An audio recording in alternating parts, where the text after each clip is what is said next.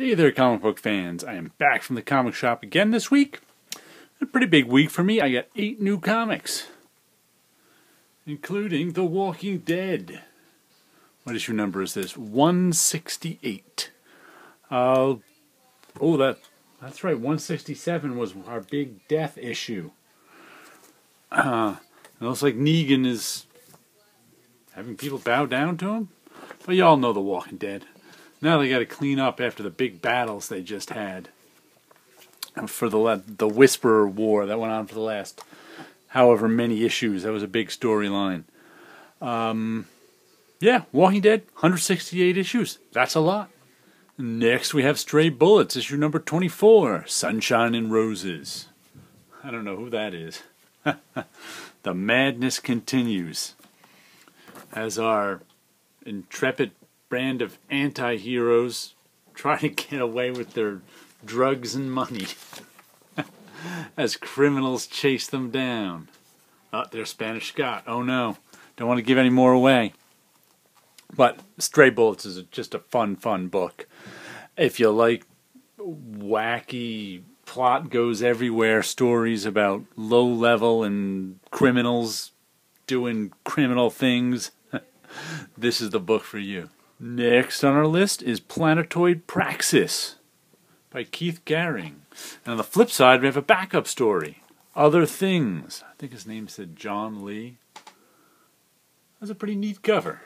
I think I like it better than the Praxis cover. But anyway, Planetoid Praxis has been pretty good. 8-issue mini, I think this is. We're on issue 5. Sci-fi story. They're all living on this planetoid. Big corporation just came to change their life. I think at the end of last issue, it was like The Simpsons. The corporation put out a big umbrella to steal their sun since they didn't pay their solar bill. I was like, didn't Mr. Burns have that same plan? But anyway, there's these people, sort of a frontier story. They're living on the frontier in this planetoid way out in space, but civilization just came to them, and now they're having to deal with it. And I think there's that robot there might have something to do with there's some ancient civilization at the planet underneath the planet's shell or something like that. I think that robot may have something to do with that story. We'll have to see.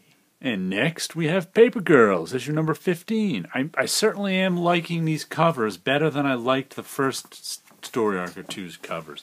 There, it's a wraparound.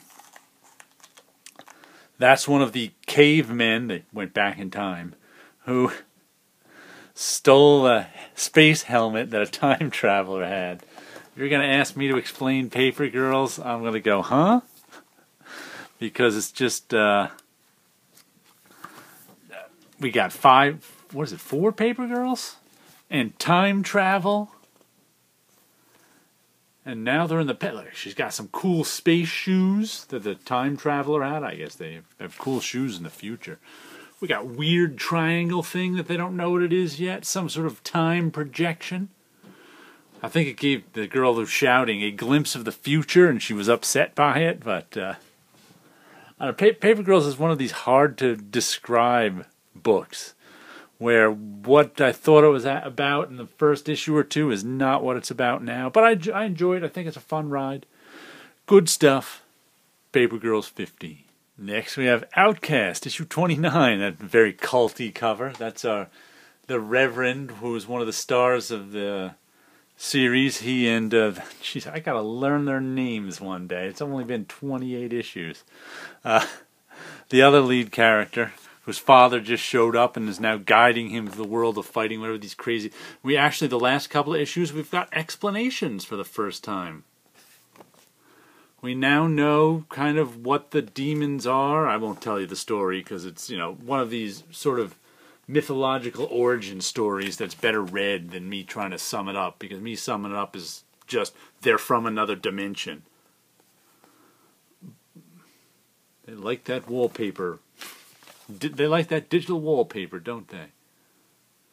Let's say last we left off, the lead character and his father are trying to clean out a house full of these demons who are trying to possess people. So, like I said, if you If you've been waiting for explanations in Outcast, you're finally getting them. They started around issue 25 or 26, and they're still going with them, so give it a read if you want to jump in and know exactly what's happening.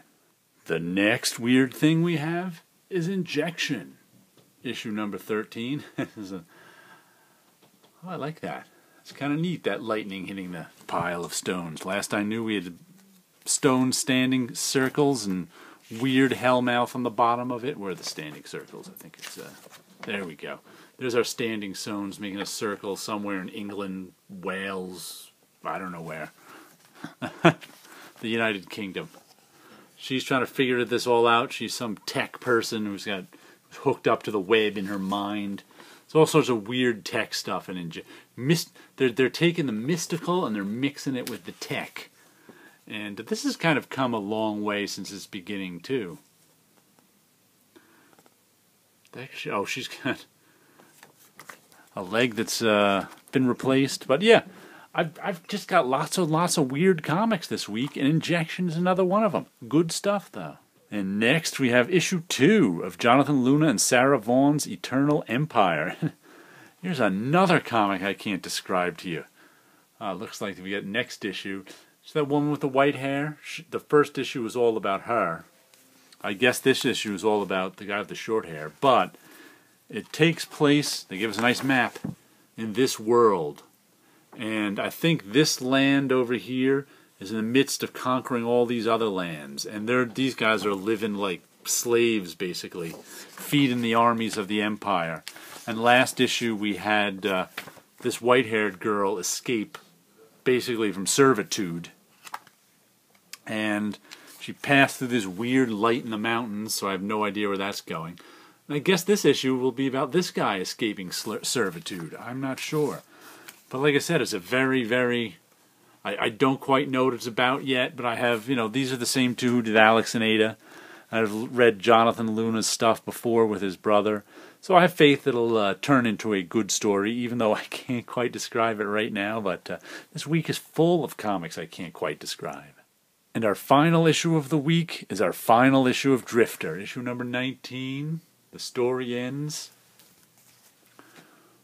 One last almost trick UPC. They kept it in a little box this time, but I have really enjoyed Drifter through its 19 issues, and I must say this is one of the reasons it thanks us all. This is one of the reasons I like monthly comics, is that sort of I've lived with Drifter through 19 issues. What's that, almost 2 years worth of issues probably, with breaks and stuff, and kind of like anybody who buys it now, not that there's anything against, not that I don't like reading things in collected editions, I certainly do, but if you buy the Drifter collected edition, it's kind of an afternoon thing. So for me, this was, a 2-year thing where, I read the issues. I read all my issues twice, so read all the issues, look forward to the new issue this month, see what it adds to it, contemplate the mystery. This one didn't get too much talk online, but other comics do. So it's like a completely different reading experience, spending, 19 individual issues with a comic than reading it in the collected edition. And I kind of like that 19 individual issue experience. It, like I said, you can only get that once. You can read it in the collected edition anytime. Now, like I said, not that I don't like reading things in collected edition.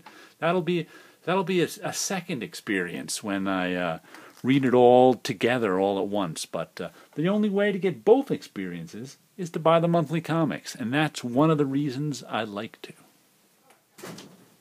Finally, we'll give you a little look at my background art, which is 2 of my Walking Dead hand-bound sketch covers. I made these, I don't know, I call them grind monsters, but they kind of remind me of Muppets in a little way. Because they're all furry and hairy and have big eyes and big mouths, maybe. But I just made these 2 last week. Just kind of felt like drawing on another cover and drawing some monsters with my busted brush technique.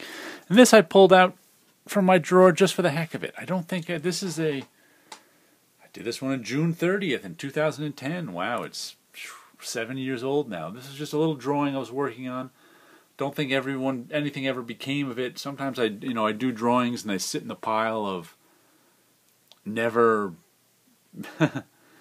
never made anything out of. But you can see the blue line back there was an original little thumbnail sketch that I blew up onto this paper, 9x12 paper, and then drew in pencil. And usually if I were to make something out of this, I might scan this in and bring it up even one more size to 10x15 to do a final pencil drawing of it. And one of my randomly chosen names, Glass-Eyed Pants. Okay, that's just a little drawing from 7 years ago and 2 from last week. So you guys all have a good week out there.